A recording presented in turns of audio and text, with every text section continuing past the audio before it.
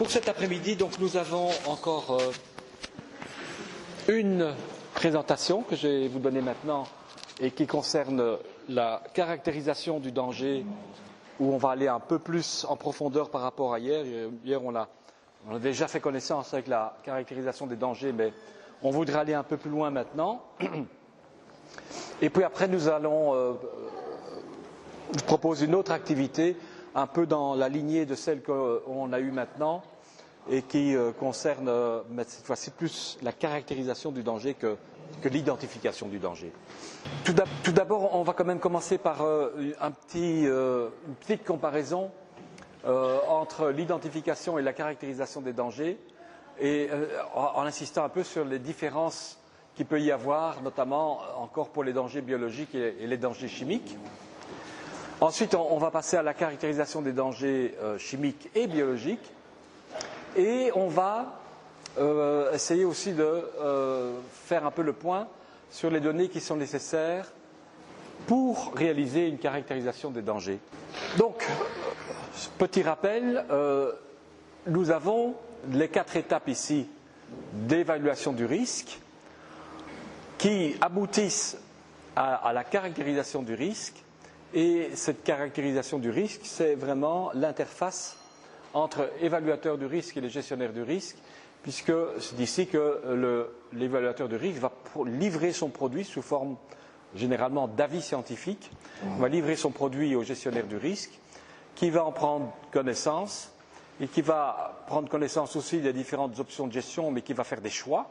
Il va dire, bon, je choisis de suivre l'avis ou de ne pas suivre l'avis, comme ça a été abordé ce matin dans un exemple concret, ou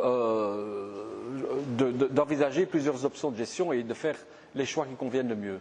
Et également aussi, il y aura tout un travail de communication qui devra être fait, notamment avec les parties prenantes, pour mettre tout le monde au courant des résultats.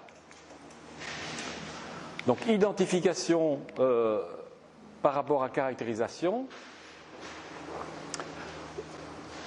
Donc, on a bien vu que l'identification, c'était une analyse qualitative, et là, je pense que dans l'exercice hier, c'est ressorti très clairement sur les fiches. Donc, on l'a chaque fois bien indiqué qu'il s'agissait d'une analyse qualitative, qui porte notamment sur la nature du danger, l'origine du danger, le caractère toxique, donc toutes des informations qualitatives. Ça implique aussi une analyse qualitative des effets nuisibles que les dangers identifiés pourraient avoir sur la santé des consommateurs, avec des informations sur les différentes manifestations toxiques, telles que diarrhée, allergie, cancer, etc. Et cette identification des dangers, elle est vraiment réalisée sur base de la littérature existante et sur l'expérience des experts en sécurité sanitaire, notamment ceux qui sont familiarisés avec les méthodes HACCP, de maîtrise des risques. Donc cet aspect-là est bien ressorti des exercices hier aussi. Donc la littérature existante a été consultée pour faire l'identification des dangers. On se rappelle aussi des questions qui peuvent être posées pour l'identification des dangers microbiologiques, et on va essayer maintenant, cette fois-ci, pour aller un peu plus loin, de se souvenir de ce qu'on a dit hier dans les fiches, donc ce que vous avez mis dans les fiches, et de ce qu'on n'a pas mis dans les fiches. Comme ça, on voit quels sont les aspects qui étaient un peu passés sous silence, pour lesquels on avait fait moins attention, et comme ça, on aura une vue plus complète. Alors, comme première question à se poser, c'était sur la connaissance du danger. Est-ce qu'on connaît sa taxonomie, les facteurs de virulence, l'épidémiologie, la pathologie? Alors, je pense que tout ceci, taxonomie, facteurs de virulence, épidémiologie, pathologie, c'était bien mis hier dans les notes que vous avez prises, dans les fiches que vous avez remises. Ce qu'on a moins mentionné, c'était justement l'aspect écologie. Donc retenons ça. Donc écologie, interaction avec l'autre. On n'en a pas trop parlé dans l'exercice. Donc on avait tendance à l'oublier. Quelle est la source et quelles sont les voies de transmission? Je crois que c'était bien présent dans les mots-clés que vous avez donnés également. De même que la symptomatologie. La gravité de la maladie, oui, on a vu plusieurs fois le mot gravité. Quand il s'agit de dangers microbiologiques, effectivement, des données du type combien de cas ou de foyers ont été rapportés dans le contexte national et international, ça je ne l'ai pas vu. Donc effectivement, ça fait partie des informations de base qu'on doit avoir sur les dangers microbiologiques. Et donc par la suite des travaux que nous allons faire ensemble, donc soyons attentifs à cela. Il faudrait quelque part, donc, quand on va aller plus loin sur les dangers biologiques ou microbiologiques du poisson et des produits de l'aquaculture, on doit penser quelles sont les informations qui sont disponibles ici en Algérie sur des foyers. Je dirais ici, il y a plusieurs choses qu'on peut dire. Est-ce qu'on a des informations sur les toxi-infections alimentaires? Est-ce que quelqu'un parmi vous sait où on peut trouver des informations sur les toxi-infections alimentaires? Oui, ministère de la Santé, oui, vous avez. Est-ce que ces informations nous permettent de voir quelle était la source, quel était l'aliment qui posait problème? Les circonstances d'apparition sont assez claires. L'aliment lui-même, oui, mais il y a... C'est le service d'épidémiologie du CEMEF. L'agent causal, on ne le retrouve pas. Si. On sait que c'est une toxi-infection alimentaire, mais on ne connaît pas avec précision l'agent causal et certainement pas le pathotype. Oui. Donc les denrées alimentaires concernées, est-ce qu'on a une idée pour le contexte national, donc des denrées alimentaires qui posent le plus de problèmes? Donc les produits carnés, les produits laitiers, charcuterie. Non, il y a surtout des circonstances aussi, c'est les grandes fêtes. Oui. Les grandes fêtes. L'aliment. Par exemple, le poisson, on n'arrive pas à avoir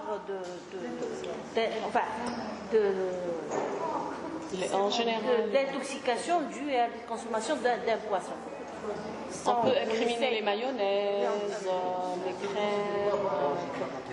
Vous voyez, le volaille, la viande hachée, la pâtisserie, surtout les pâtisseries avec crème qui sont vendues dans des trucs clandestins. Cacher c'est plutôt l'eau. L'eau aussi, il y a des problèmes de contamination d'eau. Mais c'est la manière de préparer, de conserver qui fait que... Ok. Voilà. Ok, oui. Donc apparemment les poissons n'apparaissent pas tellement. Bon, on peut aussi se dire que lors de grands événements, genre fêtes, etc., c'est plus les pâtisseries, les produits... ça tourne autour des œufs, des produits laitiers. Voilà, d'accord. Ok, écoutez, donc ici, ce qui ressort de la discussion, pour que tout le monde puisse partager, ce qui ressort de la discussion, c'est que quand on se renseigne sur les TIAC,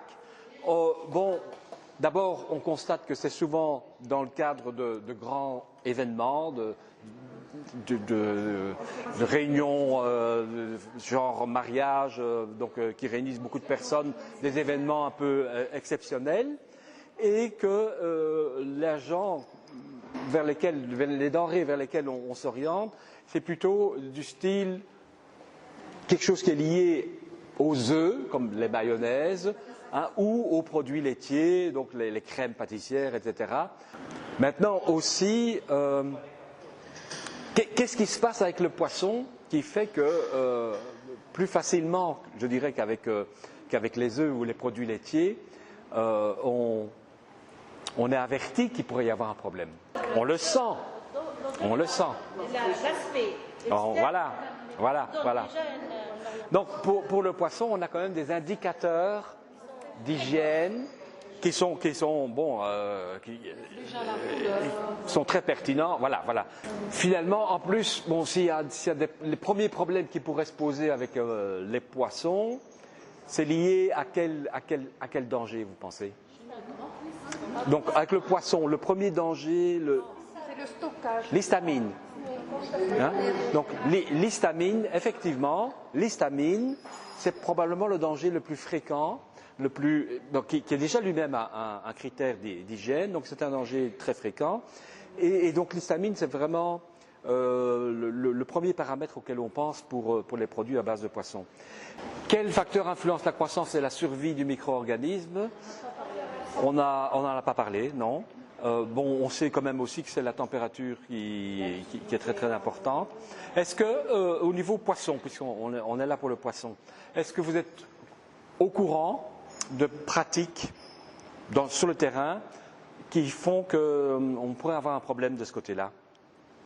Donc, au niveau contrôle de température. Et qu'est-ce qu'on peut dire au niveau est-ce que tous les bateaux, tous les vaisseaux sont comparables? Ou est-ce qu'on peut dire forcément, vous allez en avoir qui sont un peu plus développés. Et là vous aurez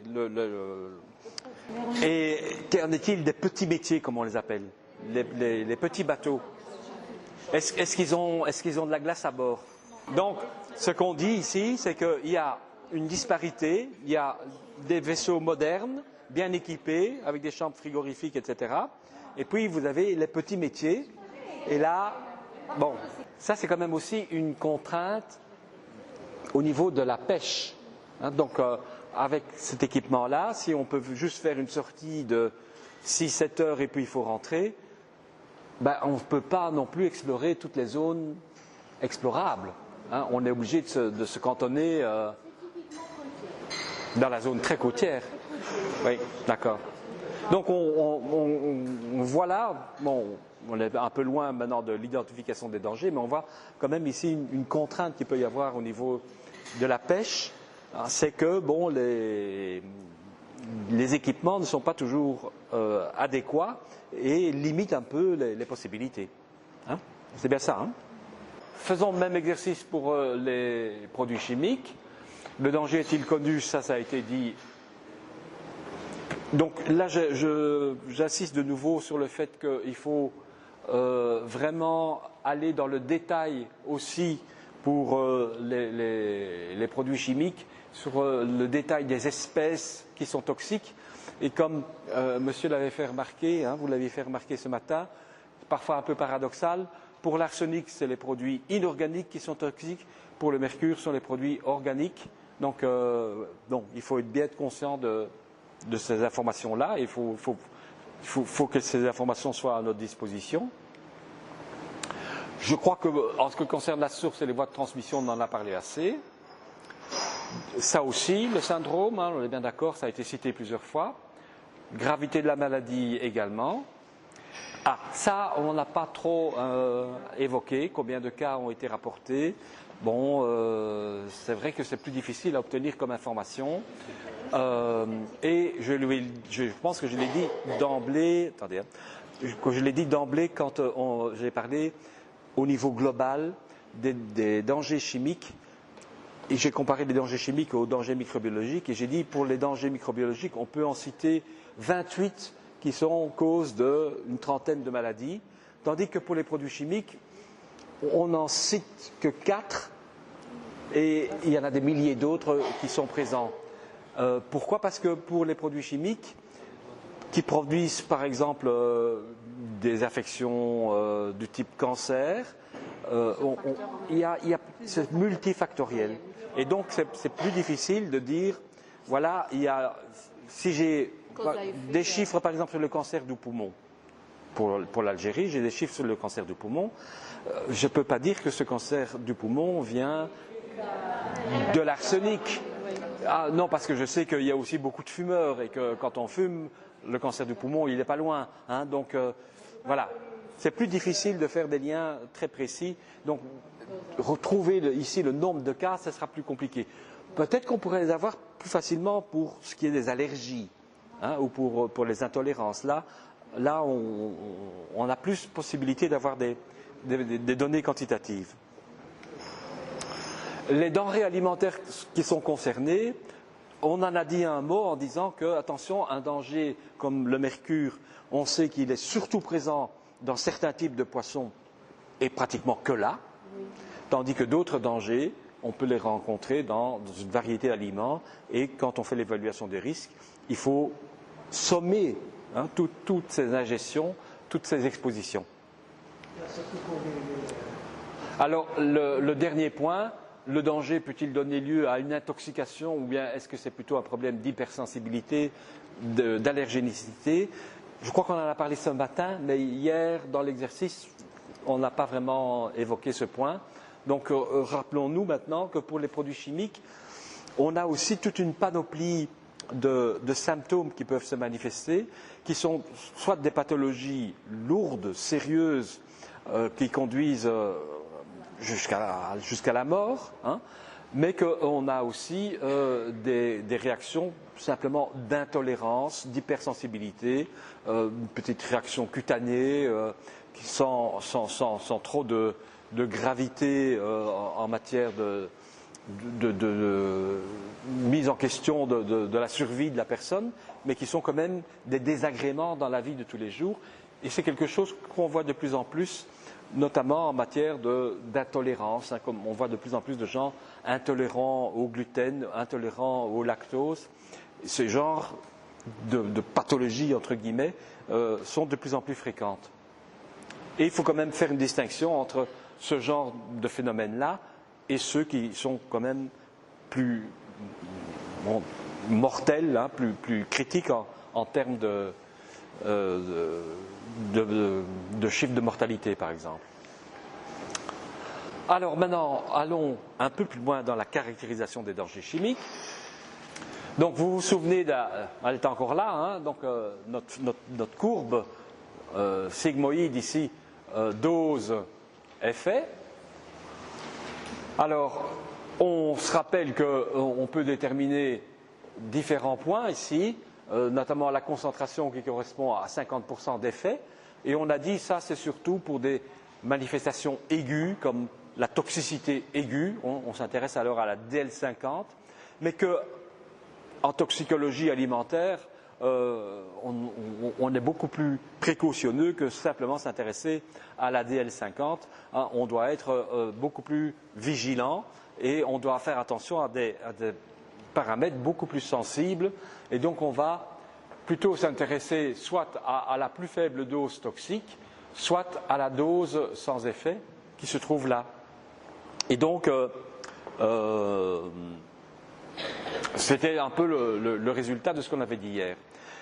Là où maintenant il faut aller un peu plus dans le détail, c'est qu'on a bien dit que la caractérisation du danger, c'est quantitatif, d'accord, dose effet et tout ça, mais l'idée, c'est vraiment dériver des valeurs toxicologiques de référence. Donc maintenant, ayons bien ça en tête, on veut obtenir par exemple une dose journalière admissible. On veut déterminer quelle est la dose qu'une personne peut ingérer quotidiennement pendant toute sa vie et on peut rationnellement, raisonnablement s'attendre à ce qu'elle reste en bonne santé, qu'elle n'aura pas de manifestations toxiques. Et si on veut faire ce genre de travail-là, eh bien, la première chose à bien réaliser, c'est qu'on va devoir prendre en considération une multitude de manifestations de toxicité qui sont imputables aux dangers auxquels on s'intéresse. Bon, que ce soit des manifestations aiguës, que ce soit des manifestations subchroniques ou des manifestations à long terme, chroniques, il faut prendre tout en considération. Et il faudra choisir celle pour laquelle on est le plus sensible. Parce que c'est ça qu'on veut. On veut protéger la population. Donc on doit trouver finalement le paramètre toxicologique qui est le plus pertinent pour dériver la valeur toxicologique de référence. Et donc, on va faire, non seulement on s'intéresse à la toxicité à court terme et à moyen et à long terme, mais on va s'intéresser à une foule d'observations physiologiques, toxicologiques, qui sont, par exemple, à partir de quel moment j'ai un effet sur la croissance ou sur le développement des organismes, à partir donc est-ce que j'ai des informations sur les effets sur le foie, sur les reins, sur la peau, sur les yeux. Donc il faut penser à tous les organes.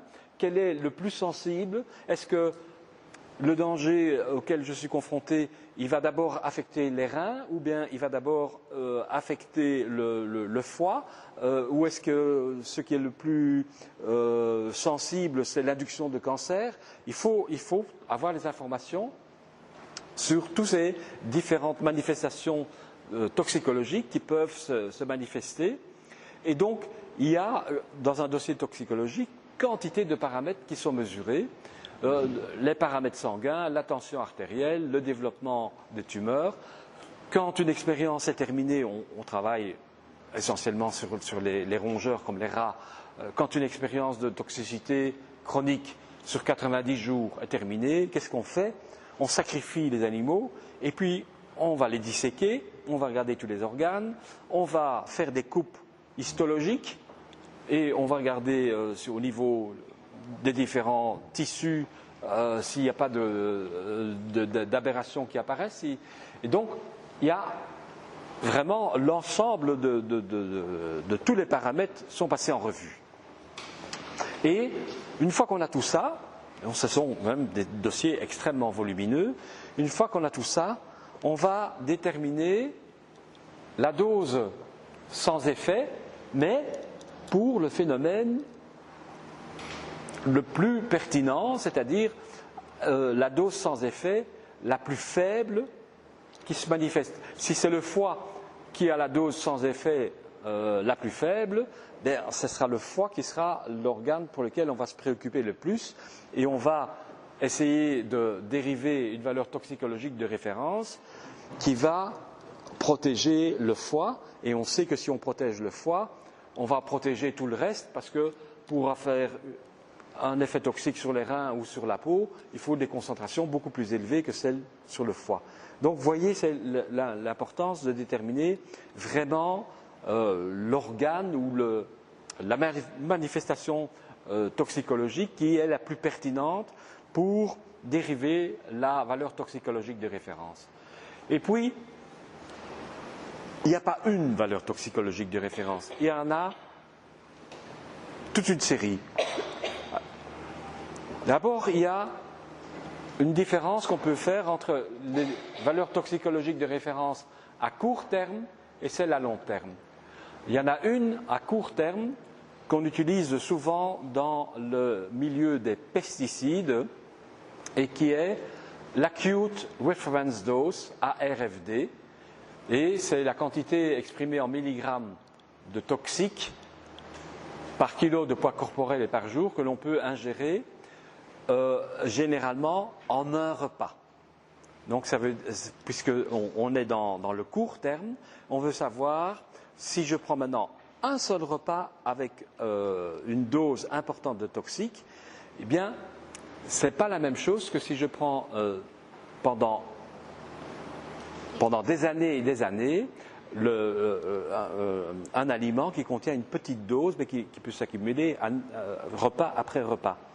Donc, à court terme, il faut pouvoir déterminer quelle est la dose qui va manifester un effet toxique en une seule prise. Et ça, on le fait beaucoup pour les pesticides parce que vous pouvez manger, par exemple, des agrumes ou des bananes ou toutes sortes de fruits ou légumes qui ont été traités avec un pesticide ou des raisins, et vous pouvez en manger quand même relativement une bonne portion. Et donc il faut savoir quelle est la quantité maximale que l'on peut ingérer en un repas. En une prise, on peut ingérer une quantité importante de toxiques et puis on ne va plus manger de raisins pendant un mois. La plupart du temps, pour des produits cumulatifs, ce qui se présente comme situation, c'est qu'on l'ingère par petites doses, comme le plomb. Mais il y a des situations où on peut se trouver confronté à une ingestion assez importante en un seul repas. Et donc, pour ces situations-là, il faut prévoir une valeur toxicologique de référence qui est adaptée à cette situation, et c'est ce qu'on appelle l'acute reference dose. Et donc, pour déterminer l'acute reference dose, je vais devoir déterminer quel est l'effet qui est pertinent pour une manifestation à court terme. Par exemple, ça peut être une irritation, une éruption cutanée. Hein, vous voyez, ça c'est quelque chose qui peut se manifester à court terme après une dose d'ingestion assez importante. Donc il faut que je prenne la bonne courbe pour déterminer la bonne dose sans effet qui va me permettre de calculer l'acute reference dose. En revanche, si je suis intéressé par la toxicité à long terme, pour des poisons cumulatifs par exemple, alors je vais prendre des valeurs toxicologiques de référence qui sont adaptées au cas par cas à chacune des situations. J'en présente ici quelques exemples. Vous voyez, il y a la dose journalière admissible, la dose journalière tolérable. On va commencer par ces deux-là. Dose journalière admissible, dose journalière tolérable. Donc DJA, DJT. En anglais, Acceptable Daily Intake, Tolerable Daily Intake. Est-ce que vous connaissez ces notions? Vous avez déjà rencontré cette notion de DJA et de DJT? Non, jamais. Ok. Donc c'est vraiment primordial pour faire une évaluation de risque. La DJA et la DJT sont les valeurs toxicologiques de référence les plus communément utilisées pour faire de l'évaluation de risque, parce qu'il y a beaucoup de dangers chimiques pour lesquels on est en mesure de déterminer une DJA ou une DJT. Maintenant, la question qui se pose, c'est quelle est la différence entre une DJA et une DJT?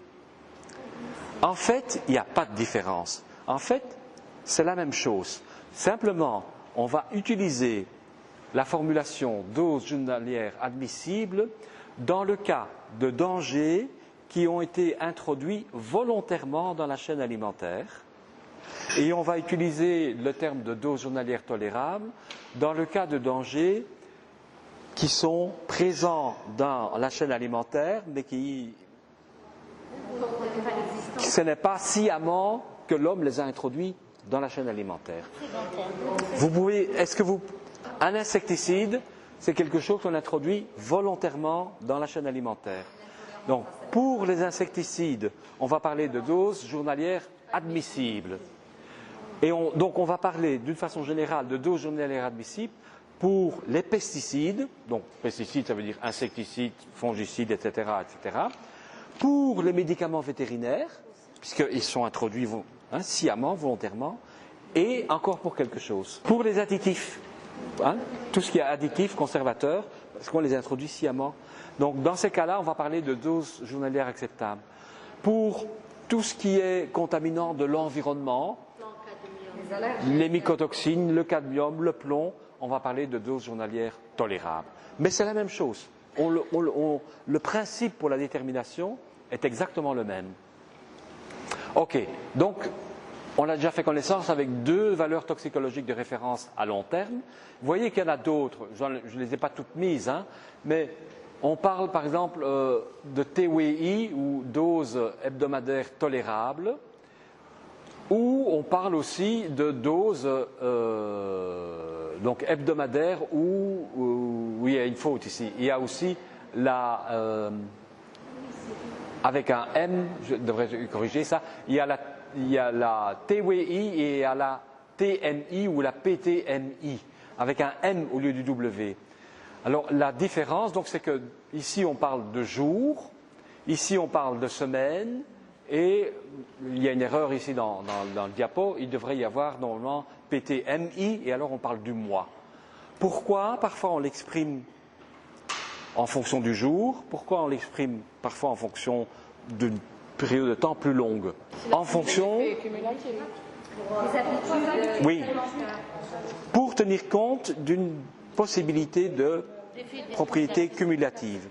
Donc, ça n'a pas de sens de parler d'une dose journalière admissible lorsqu'on a affaire à un poison cumulatif. Il vaut mieux voir la consommation sur une période plus longue. Et donc, pour les poisons cumulatifs, on va plutôt parler d'une dose hebdomadaire ou même d'une dose mensuelle acceptable ou tolérable, parce qu'on veut prendre en compte le fait que dépasser un jour la DJA pour un poison cumulatif, ce n'est pas grave. Ce qui est important, c'est qu'au bout d'un certain temps, on n'a pas dépassé, on n'a pas cumulé une dose qui pose problème.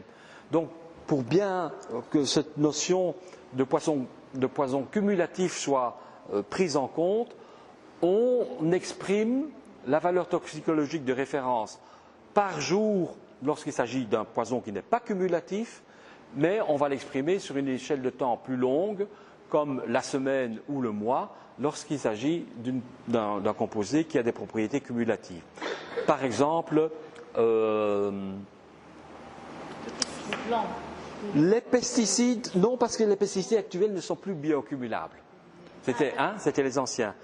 Donc justement, les pesticides, maintenant, c'est toujours des DJA, d'accord? Mais les dioxines, donc on a soit une DJA, soit une DJT. Je vais reprendre ceci. Ici, pour la valeur toxicologique de référence à court terme, donc la manifestation qui peut se faire après l'ingestion d'une portion qui est bien contaminée, on va utiliser quoi? On va utiliser tout ce qu'on a obtenu dans des études de toxicité aiguë. Donc on a fait des études sur animaux à court terme, sur 24 heures, et on va regarder donc qu'est-ce que ça a donné sur le foie, sur les reins, sur la peau, sur les yeux, etc. Et on va utiliser ces DSE-là pour déterminer la valeur toxicologique des références de ces manifestations de toxicité aiguë. Et pour les autres, on va utiliser plutôt les valeurs de toxicité subchronique ou chronique. D'accord? Ça, c'est clair? Et alors, la deuxième distinction qu'il faut faire, c'est que si on a un poison cumulatif, eh bien, on va l'exprimer non pas sur la dose en termes de dose journalière, mais on va plutôt l'exprimer en termes de dose mensuelle ou dose hebdomadaire. Tout simplement parce que si on dépasse la dose journalière acceptable un jour, et puis les 5 jours suivants, on ne mange rien, eh bien, ce qui compte, c'est ce qu'on a pris sur la semaine. Et donc, on pourrait dépasser sur un jour la dose journalière acceptable, et pas sur les jours qui suivent, et finalement, à l'issue de la semaine, on est en dessous de la dose hebdomadaire acceptable, c'est ça qui compte, peu importe si on a dépassé pendant un jour la dose journalière acceptable. Et c'est pour ça alors qu'on va plutôt utiliser ces autres formes de valeurs toxicologiques de référence qui sont mieux adaptées à des toxiques qui s'accumulent. Alors, un dernier point, c'est le P, ici, le P. Pourquoi on utilise P? Donc vous voyez ce qu'il veut dire le P. Ben, il est mis là, hein, provisoire. Provisoire. Donc ça sous-entend quoi? Ça sous-entend qu'on n'est pas trop sûr. Il y a de l'incertitude. On voudrait des études scientifiques plus rigoureuses, plus complètes, pour vraiment trancher. Et donc, dans l'intervalle, il faut quand même bien travailler, donc on va utiliser une PTWI, donc c'est une dose journalière hebdomadaire, une dose hebdomadaire tolérable, provisoire. Et ça indique qu'il y a une incertitude. Simplement le fait qu'on utilise PTWI et pas TWI, ça montre qu'il y a une incertitude plus grande sur la fiabilité qu'on peut donner à cette valeur toxicologique des références.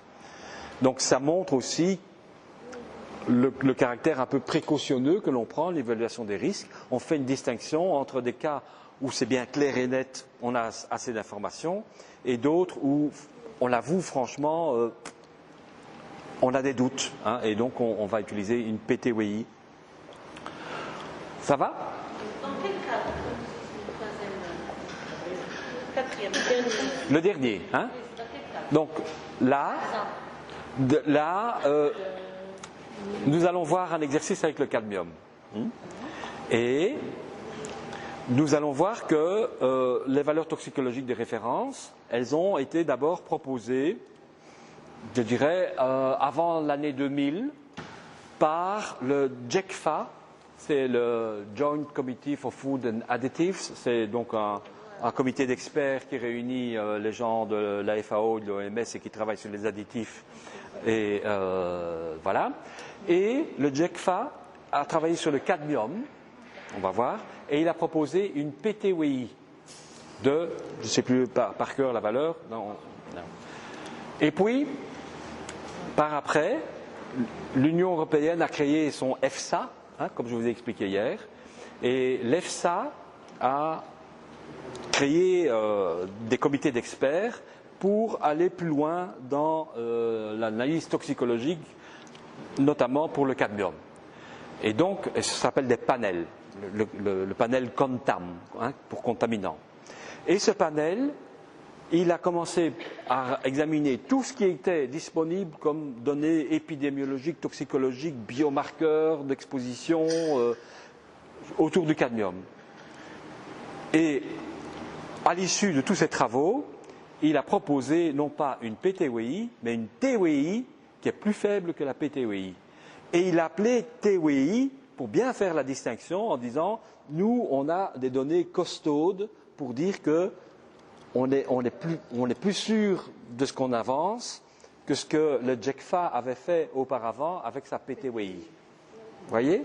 Donc ça permet de faire la distinction entre quelque chose qui a été fait peut-être un peu trop rapidement et quelque chose qui a été plus mûri et pour lequel il y a plus de consensus parmi les chercheurs pour dire oui, avec ça c'est bon.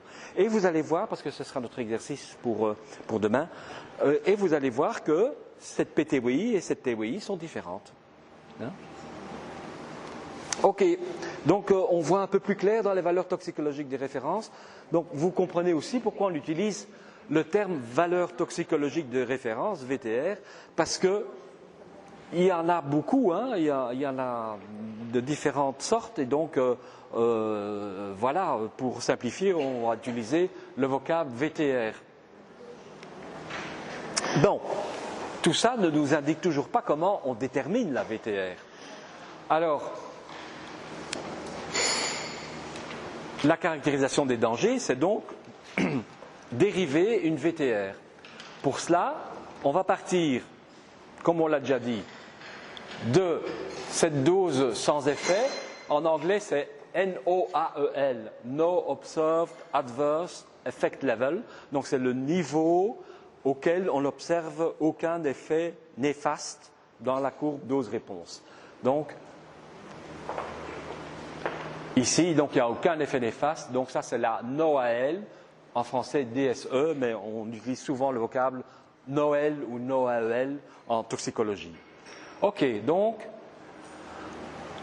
pour l'acute reference dose, on va prendre une NOAEL qui correspond à la toxicité aiguë, le paramètre le plus critique, le plus sensible d'expression de toxicité aiguë, donc qu'on a observé à court terme sur les rats ou les souris.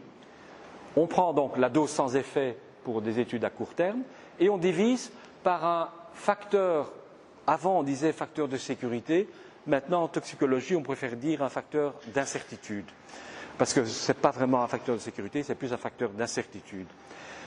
Simplement, ce facteur d'incertitude, il tient compte du fait qu'il y a une variabilité.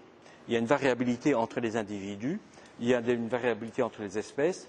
Et donc, ce n'est pas de la sécurité que de tenir compte de cette variabilité, c'est simplement tenir compte de l'incertitude. Donc, on va diviser notre dose sans effet pour les effets aigus par un facteur de sécurité, par exemple de 100. Et ça va nous donner la valeur toxicologique de référence pour les effets aigus, l'acute reference dose. Vous me direz pourquoi 100 ? On va revenir là-dessus après. Même chose pour les effets maintenant à long terme, pour la DJA ou la DJT. On va prendre la dose sans effet dans les études chroniques à plus long terme, qui tiennent compte des possibilités d'accumulation, etc.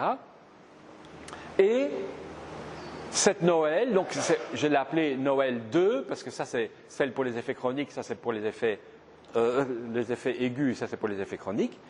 Cette autre DSE, on va la diviser également par un facteur de sécurité ou d'incertitude pour obtenir la DJA. Donc c'est comme ça que l'on fait. Les deux données, la NOAEL Oui. et la M5, ces valeurs sont connues? Ce sont ces valeurs qu'on va extraire des dossiers toxicologiques qui peuvent être grands comme ça. Hein? Donc quand un nouveau pesticide ou un nouveau médicament est proposé pour être mis sur le marché, il y a une batterie de tests toxicologiques qui sont réalisés, aussi bien sur des animaux d'expérience que aussi in vitro. Tout ça est mis dans un énorme dossier et des experts vont examiner tout cela. Et le but, c'est de déterminer quelle est l'étude qui est la plus pertinente pour déterminer la NOAEL qu'on va utiliser pour déterminer la VTR. Donc ça, c'est un dossier expérimental. Ça, c'est un dossier expérimental. C'est un dossier expérimental, tout à fait. Donc Ce sont des données qui sont retirées par une expérience. Oui, donc soit pour des nouveaux produits que l'on veut mettre sur le marché, hein, et ce sont les sociétés pharmaceutiques qui produisent les données, soit pour des contaminants de l'environnement ou des toxines naturelles, et là, c'est des scientifiques qui travaillent dans leur labo qui produisent ça. Ça va? Comment? Une étude randomisée. J'ai pas compris. C'est une étude, c'est-à-dire là où on provoque Des cas cliniques. Oui.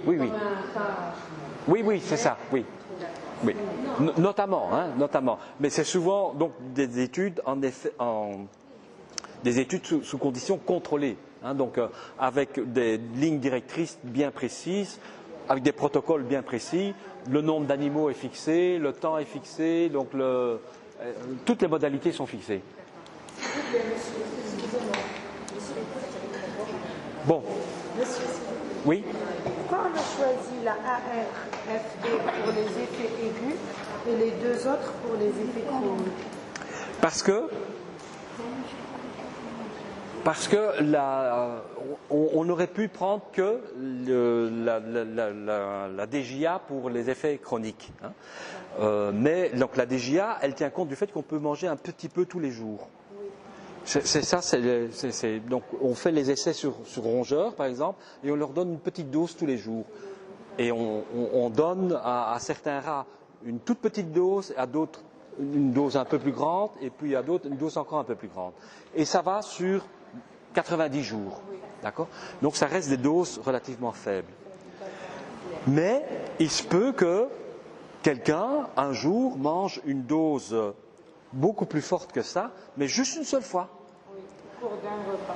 Au cours d'un repas. Et c'est pour tenir compte de cette situation particulière que l'on a créé cette nouvelle valeur toxicologique de référence.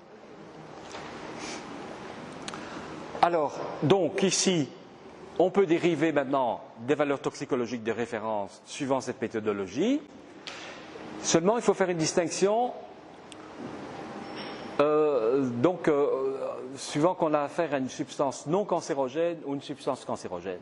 Si c'est une substance non cancérogène, une substance toxique non cancérogène, bien, généralement, ce qu'on fait, c'est donc comme facteur de sécurité ou facteur d'incertitude, on utilise la valeur de 100, et je vais expliquer directement pourquoi ici. Voilà. Pourquoi ? Parce que on part d'études sur animaux, sur des rongeurs, et on veut protéger tout le monde. Alors, on doit tenir compte de deux sauts. Il y a que on va passer de l'espèce rat à l'espèce humaine. Donc, il faut tenir compte du fait qu'on change d'espèce, et pour ça, on va utiliser un facteur de 10. Donc, pourquoi 10 ? Parce que si on va plus dans les détails, on va constater qu'il y a des différences dans la toxicodynamie et dans la pharmacodynamie des substances chimiques. Et en combinant les deux, on arrive à la conclusion que, en gros, quand on passe d'une espèce à l'autre, on peut avoir un facteur 10 d'une espèce à l'autre.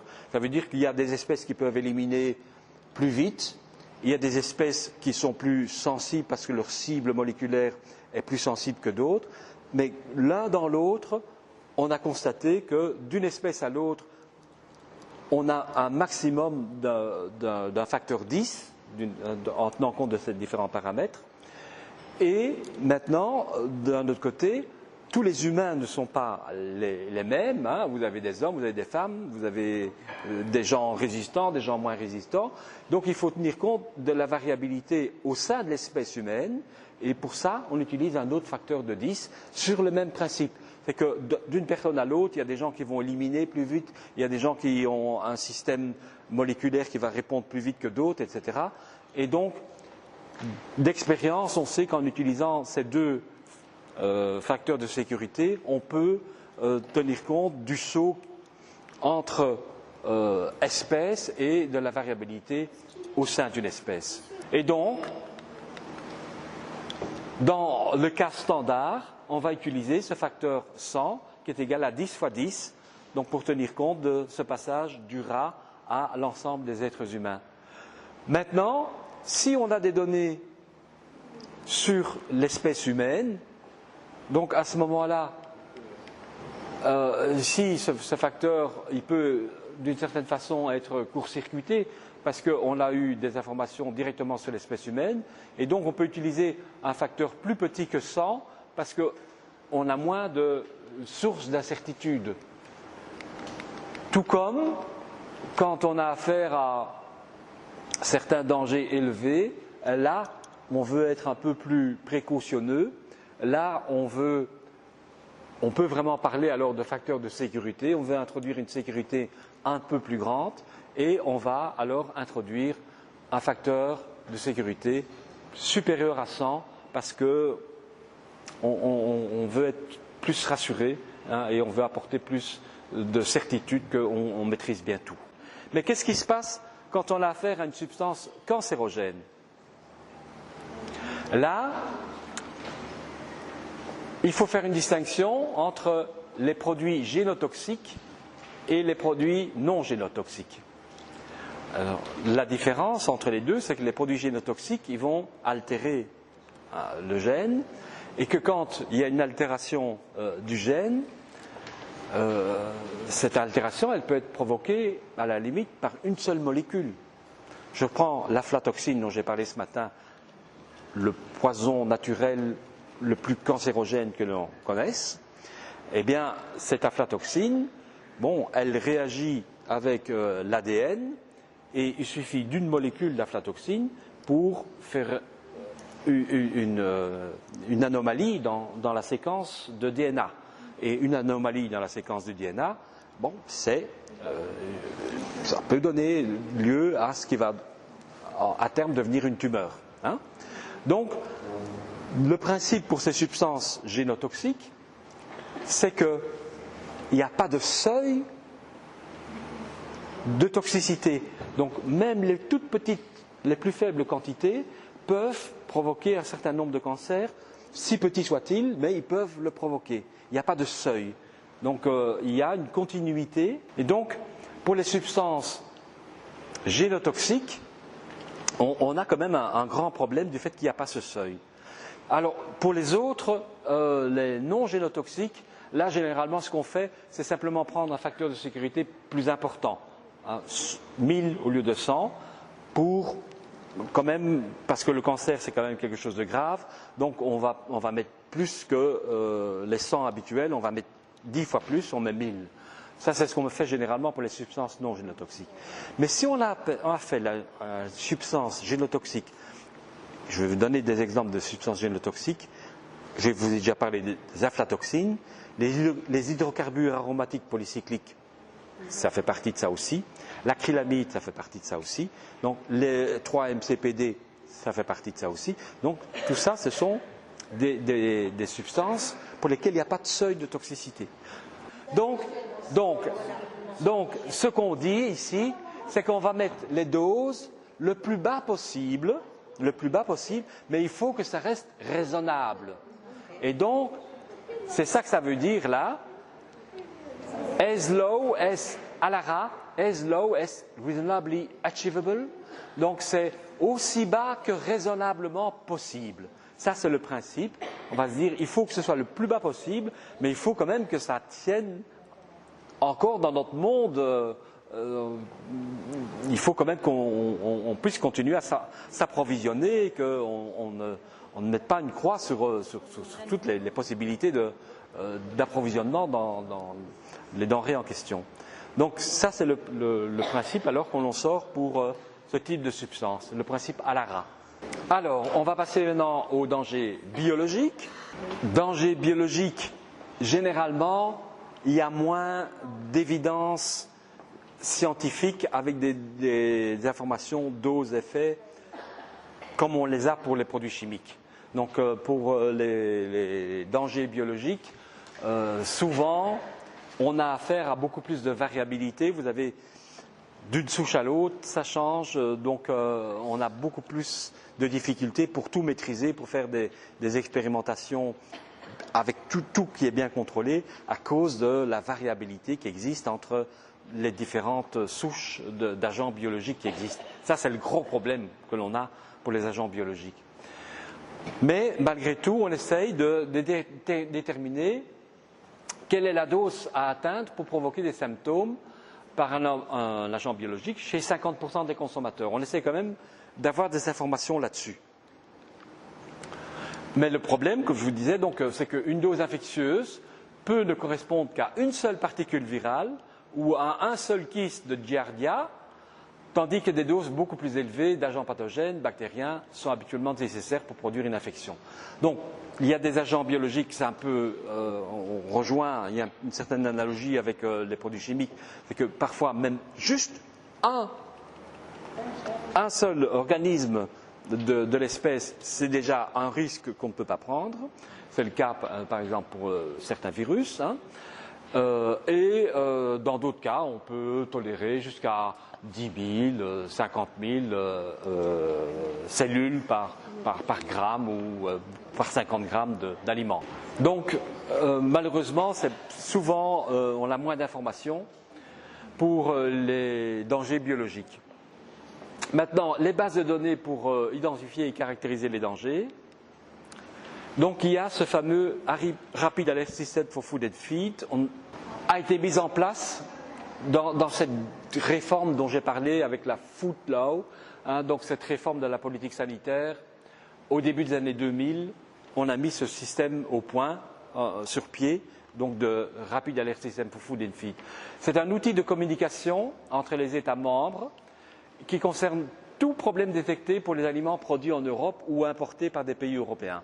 Donc au départ, c'était pour communiquer entre pays européens, mais comme je vous l'ai dit, l'Europe importe aussi beaucoup de denrées, il fallait aussi avoir des informations sur les produits importés, et donc ça nous fournit aussi bien des informations sur les produits échangés en Europe que sur les produits importés par l'Europe.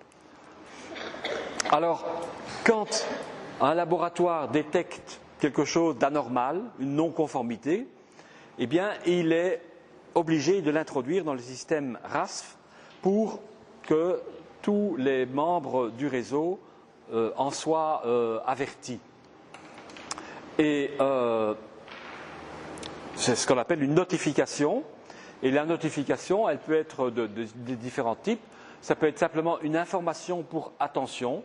Ça veut dire j'ai décelé quelque chose qui n'est pas tout à fait normal, pas conforme, mais bon, soit l'aliment a déjà été consommé, donc il n'y a plus à s'inquiéter, c'est trop tard, soit ce n'est pas un très gros problème, ça ne va pas entraîner des hospitalisations ou des choses comme ça, et donc on le signale simplement sans que ça nécessite d'autres mesures.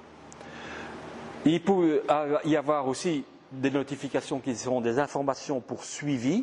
Ça veut dire, écoutez, là j'ai détecté quelque chose, bon, je ne vais rien en faire, mais on voudrait bien que vous preniez ce problème en considération et que vous mettiez quand même quelque chose en place pour, bon, vous poser la question, pourquoi ça s'est passé, est-ce qu'on ne pourrait pas faire quelque chose pour que ça ne se passe plus, etc. Donc ça c'est l'information pour suivi. Ça concerne toute non-conformité détectée au laboratoire. Toute non-conformité. Une non-conformité, qu'est-ce que vous appelez une non-conformité? C'est dépasser une limite. Qui et sortie. C'est ça. Donc, ça veut dire qu'on sort. On doit le Oui, rajouter, oui, oui, oui, oui. Donc, dès qu'on dépasse une norme, c'est une non-conformité. Donc, dès qu'on dépasse une norme, ça rentre dans le système. Ça va? Mais c'est pour ça que, bon, parfois, on dépasse une norme, mais on sait très bien que ça ne va pas entraîner une hospitalisation ou un... À ce moment-là, on va mettre une information, d'accord? Juste pour que les gens soient bien au courant qu'il y a eu un problème. Ok, et donc il y a aussi des alertes alors très sérieuses quand ça nécessite de prendre des mesures par d'autres pays qui sont concernés. Hein, donc par exemple, un produit non conforme est rentré en France et il est déjà, il circule dans d'autres pays européens. Le labo français a fait l'analyse et trouve que le produit est non conforme. Il doit donner une alerte. Alors l'exemple type pour ça, c'est le fipronil. Hein, le fipronil dans les œufs. Bon, le produit, les œufs circulaient déjà un peu partout en Europe. On a donné une alerte et tout le monde a commencé à regarder le fipronil dans les œufs sur son marché local. Voyez? Donc ça, c'est le système RASFF. Et j'aurais voulu vous montrer sur Internet, mais on n'a pas de liaison. Parce que le portail, allez-y, hein. Il faut aller sur le portail, vous avez le lien dans vos slides. C'est très facile à utiliser. Donc ça, c'est le portail. En fait, je n'ai pas ici le... C'est malheureusement tronqué, mais il y a par exemple il y a des champs à remplir, du style pays, denrées, danger, et il y a aussi des mots-clés. Eh bien, si vous remplissez juste, par exemple dans les mots-clés, vous mettez Algeria, donc en anglais, Algeria, et puis vous faites Enter, et vous avez tout ce qui concerne l'Algérie. Donc vous voyez, c'est très facile à utiliser, c'est vraiment très user-friendly, comme on dit. On va prendre juste un petit aperçu sur ce qu'on peut trouver dans le système RASFF. Vous voyez ici, j'ai pris un rapport de RASFF de 2013 et j'ai compilé un peu toutes les informations qu'on pouvait trouver là-dedans.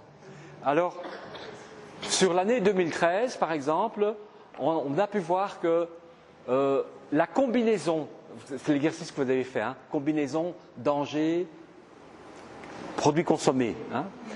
Donc la combinaison danger, produits consommés qui a fait le plus de notifications venant d'un pays particulier, c'était ici 61, où on a eu 61 notifications pour les aflatoxines dans les noix qui venaient de Turquie. Donc vous voyez, c'est utile. Donc les Turcs, quand ils voient ça, bon, ils savent qu'ils ont un sérieux problème avec les aflatoxines dans les noix qu'ils exportent vers l'Europe. Hein, ça c'est clair. Le deuxième gros problème, c'était salmonelle dans la volaille qui vient du Brésil, avec 60 notifications. Donc là aussi, les Brésiliens, ils savent qu'ils ont un sérieux problème de salmonelle dans les volailles qu'ils envoient en Europe. Le troisième, c'était des produits qui rentrent en contact avec les aliments. Ça veut dire que ce n'est pas un aliment proprement dit, mais ça peut être un verre, ça peut être une assiette en céramique qui rentre en contact avec les aliments. On fait des tests là-dessus pour voir si ça ne relargue pas des polluants. Et le chrome, si c'était par exemple des couverts, hein, des couteaux, des fourchettes de mauvaise qualité, eh bien on fait un test sur ce matériel et on constate qu'il y a du chrome qui se relâche. Donc du chrome qui peut aller dans les aliments, donc qui peut intoxiquer les gens. Et donc, ils sont non conformes pour ce matériau-là, 59 fois donc, pour ces matériaux qui viennent de Chine. Voyez. Ensuite, c'est de nouveau le couple aflatoxine-noix, mais cette fois-ci, c'est ceux qui viennent de Chine. Et encore salmonelle, viande de poulet, mais cette fois-ci, c'est pour les produits qui viennent de Pologne. Et celui qu'on attendait, le mercure dans les produits de la mer, hein, donc dans les poissons et les produits de poissons, 43 notifications pour l'Espagne. Donc l'Espagne a subi 43 notifications à cause d'un dépassement de mercure.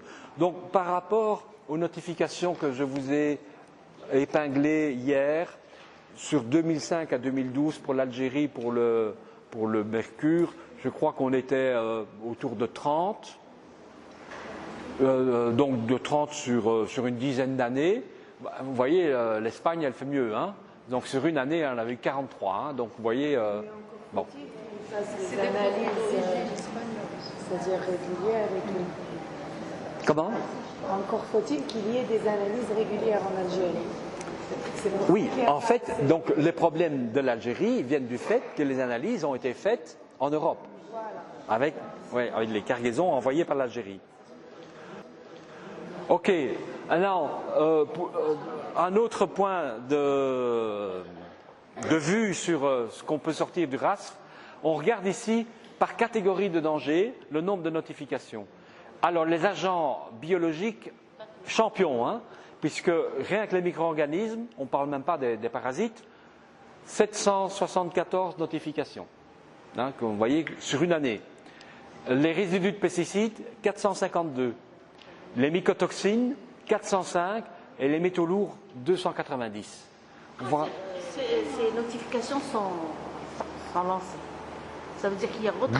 Dès que le labo a détecté une non-conformité, il le signale à son autorité compétente et l'autorité compétente doit le mettre, oui, doit faire la notification. Donc oui, c'est la destruction. Maintenant, donc on l'a vu par catégorie de danger, maintenant par catégorie de denrées, de produits consommés, c'est les fruits et légumes qui posent le plus de problèmes. Les fruits et légumes avec 642 notifications, suivis par les produits carnés, 215 pour les volailles, 250 pour les autres viandes, suivi par les poissons, 321. Donc les poissons, c'est quand même au niveau contaminant, au niveau sanitaire, un réel problème.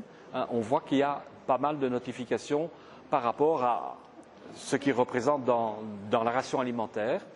Et le dernier, ce sont les noix et les graines qui sont répertoriées avec 272. Voilà les toutes dernières notifications qu'on avait pour l'Algérie. Donc elles sont de cette année-ci, hein. Elles sont de cette année-ci et c'est toutes pour le mercure. Dans quoi? Dans les langoustes. Langoustes. Ah, crayfish, c'est le nouveau langouste. Voilà, ça c'est un exemple de détail. Donc ici je prends la notification ici, c'est laquelle mercure 1,42 dans lobster, donc 1,42. Non, c'est pas un de ceux-ci, c'est un précédent. Oui, c'est un quand même du 10-2017. Vous voyez, il y a eu refoulage à la frontière, donc le produit n'a pas pu rentrer dans l'Union européenne. C'était le 2 octobre 2017, donc il n'y a pas longtemps. Hein. C'est en France. Ils ont trouvé du mercure à raison de 1,42 mg par kilo dans les langoustes.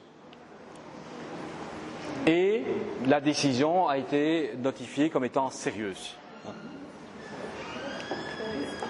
Donc ça c'est le genre de détail qu'on peut trouver.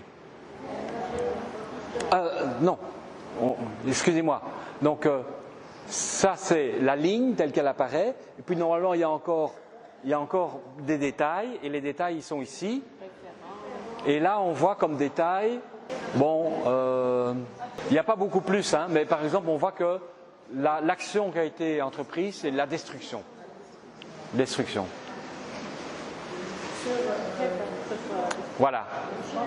Et ça n'a jamais été mis, oui, il y a un site pour les consommateurs. Les consommateurs peuvent aussi avoir accès à un site et ils n'ont pas mis sur le site des consommateurs. Pourquoi? Parce que ça fait un peu partie de la routine, hein, du mercure dans du poisson, on va en avoir tous les jours. Hein, tous les jours on va en avoir, donc on ne va pas dire aux consommateurs tous les jours on a trouvé du mercure dans le poisson parce que à la fin, ils ne vont plus faire attention. Donc, on va donner aux consommateurs que des informations qui ont un intérêt pour eux. Hein, qui ont un intérêt pour eux. Donc, ils font une distinction entre les informations du portail et ce qui va être communiqué, dirigé vers le consommateur. Mais le consommateur peut aller sur le portail aussi, donc s'il veut, il a l'information. Donc, vous avez ici les liens. Le premier, c'est une petite vidéo. Donc, chez vous, quand vous avez une connexion Internet, vous allez sur cette petite vidéo et elle est bien faite et elle présente le système RASFF. C'est en français et ça s'est tourné dans 2 pays européens. Je crois qu'il y a la France et un pays balte, si je me souviens bien. Et donc, ça vous montre vraiment comment ça fonctionne. Donc, vous voyez très concrètement comment ça marche. Et le deuxième ici, si vous cliquez là-dessus, vous allez sur le portail RASFF et vous pouvez faire des recherches qui vous intéressent. J'avais donc d'autres sites que j'aurais voulu visiter avec vous, où on peut trouver des informations sur la caractérisation des dangers, c'est-à-dire qu'on peut trouver des monographies complètes qui expliquent en détail toute la toxicologie des dangers principaux, comme le cadmium, le plomb, le mercure, etc. Ce sont des sites Phoscolab qui dépendent de l'OMS et de la FAO. Donc, c'est vraiment au niveau international. Si demain, on trouve le temps et qu'on a une connexion Internet, j'aimerais bien aller avec vous là-dessus pour vous montrer à quoi ça ressemble. J'ai heureusement quand même fait une capture d'écran, comme ça on voit quand même quelque chose. Vous voyez ici, donc c'est bien l'OMS, et ça s'appelle Chemical Overview Dashboard. Donc c'est un des liens que je vous ai donné là, donc avant. Si vous les activez, vous allez tomber là-dessus. Et vous voyez ici, vous avez des catégories de contaminants, les hydrocarbures chlorés, les dioxines, les métaux lourds, etc. Si je prends les métaux lourds, j'ai cadmium, arsenic, plomb, mercure, méthylmercure. Et ici, c'est le cadmium qui est épinglé. Alors, on voit, la formule, c'est facile, évidemment, pour le cadmium. Le numéro CAS, quelqu'un sait ce que ça veut dire, CAS? Chemical Abstract Service, c'est un numéro qu'on utilise en chimie pour identifier de façon inambiguë un composé chimique. Quand on donne son numéro CAS, il n'y a pas 2 molécules chimiques qui ont le même numéro CAS. Parce que quand on dit cadmium, est-ce que c'est le cadmium métallique? Est-ce que c'est le cadmium 2+? Est-ce que c'est le cadmium, le chlorure de cadmium? Est-ce que c'est... On ne sait pas trop. Chacun a un numéro CAS inambigu. Donc comme ça, voilà, un identifiant de façon à ce que les choses soient claires. Qu'est-ce qu'on voit ici? Le Provisional Tolerable Monthly Intake, donc le PTMI, c'est la valeur toxicologique de référence. Elle est P, provisoire, donc l'OMS reste un petit peu en retrait, donc n'ose pas proposer une TWI. Et c'est une TMI, donc c'est sur base mensuelle, monthly, donc Tolerable Monthly Intake, pour bien mettre en exergue le fait que le cadmium, le problème, c'est dû à une exposition à long terme, donc un poison cumulatif qui s'accumule dans les reins petit à petit. Donc il y a une PTMI qui est donnée ici pour le cadmium, et on donne des informations du type, voilà, c'est une pathologie sur les reins, et on le remarque par une excrétion urinaire augmentée d'un biomarqueur qui s'appelle le bêta-2-Mg. On aura l'occasion de voir plus dans les détails par après ce que c'est. Donc, sur ce site, si on avait l'occasion d'aller plus bas, mais ce n'est pas le cas, là, alors on a des liens vers des monographies qui sont des documents de plusieurs centaines de pages qui donnent toutes les informations épidémiologiques, toxicologiques, toutes les études qui ont été faites et qui sont retenues sur le cadmium et qui ont permis de déterminer cette PTMI.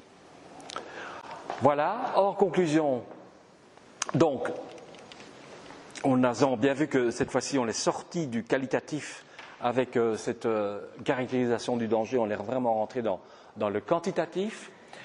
Ce sont surtout les relations dose-réponse et dose-effet qui nous intéressent.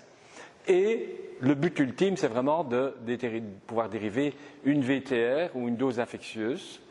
Mais dans certains cas, quand il n'y a pas de seuil toxicologique, quand il n'y a pas de relation directe entre la dose et la réponse, ça c'est pour les agents microbiologiques, le principe ALARA peut être mis en application. Le principe ALARA, c'est donc le plus bas possible. Ça va ?